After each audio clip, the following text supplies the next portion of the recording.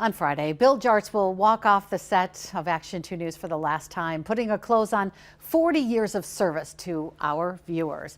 Bill actually came here in 1982. There was a 3-year break in the early days that he will explain. As Bill describes it, though, his arrival at WBAY was a dream come true, but not without some concerns from his mom.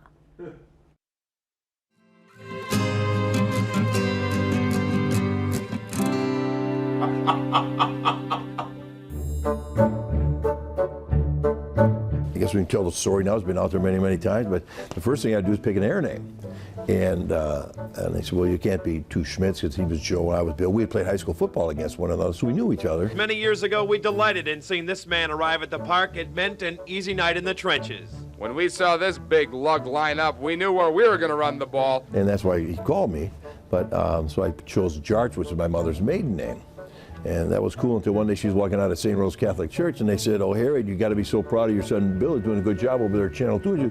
But I didn't know he's an illegitimate child. Oh, my God, you can't do this. You got to change your name. They think you're an illegitimate kid. I said, Mom, you know, I know it's an air name. It's no big deal. But that was pretty scary for her. Yeah. For me, it was one of the deal. A lot of us have air names. It's not that big of a deal. My very first story, I went to, it was in March 16th, I think it was. Drove down to Valders High School to cover the Valders boys basketball send-off. I'm driving down Highway 43, first day on the job, real bright and early in the morning. I think the pep rally is like 7:30, and I'm driving, and finally I call back to TV. I said, where'd you get off the Valders? And he said, where am I? I'm in Cleveland. You got to turn around and go back. So I walk into this the pep rally is almost over. So I, being on a TV camera, just pointed at hey, Dick Nelson, quick question. Dan Christie, a quick bite. I'm just sweating profusely. I'm going, oh my God, I'm going to lose my job on the very first day. But we survived, and now here we are 40 years later. Bart Starr was the coach, and I grew up in Clintonville. He was like a god, and he got fired my first year here. This morning we advised Bart Starr that he would be replaced as head coach. And Forrest Gregg came in, and I remember one time he came up to me. I was shooting for Joe at a press conference, and Bart Starr comes after the end of the press conference. He starts walking up, and I'm going, uh-oh. I'd been on the air a few weeks. What did I ever say? And he was walking up to me, and he walks to me and says, hi, Bill. Welcome to Green Bay. And I thought, my God, I've died and gone to heaven. And when Bart Starr came up and just said, welcome to Green Bay, because I had covered the Packers in Channel 7 in Wausau, and he remembered me and just wanted to welcome me. It's just the kind of guy he was. And that was pretty special, real special.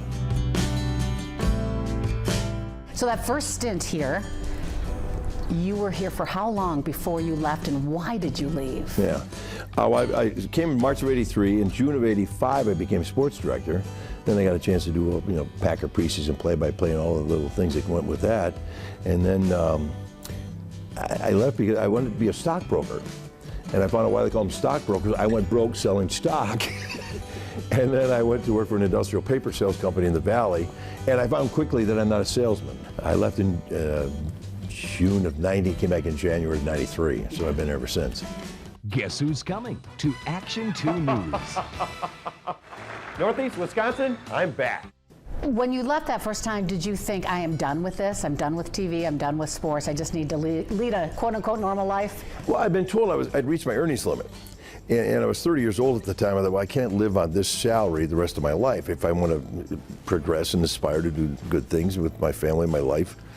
So I started looking around, and I thought I was kind of interested in investments, and that kind of seemed interesting, although it turned out to be not the case. But Chuck Ramsey said, he said, you'll be back. And I said, what? I said, you'll be back.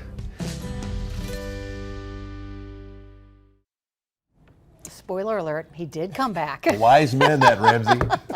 And tomorrow we'll talk about his successful return as sports director and what made him shift to news and how he lowered his voice from those early days. Yeah, was they on helium there or what? Hey, welcome back to Action 2 News. This is gold, though. It's so fun to look back. Gold for you in my life. We all have those tapes, Bill. We all have those tapes. Well, also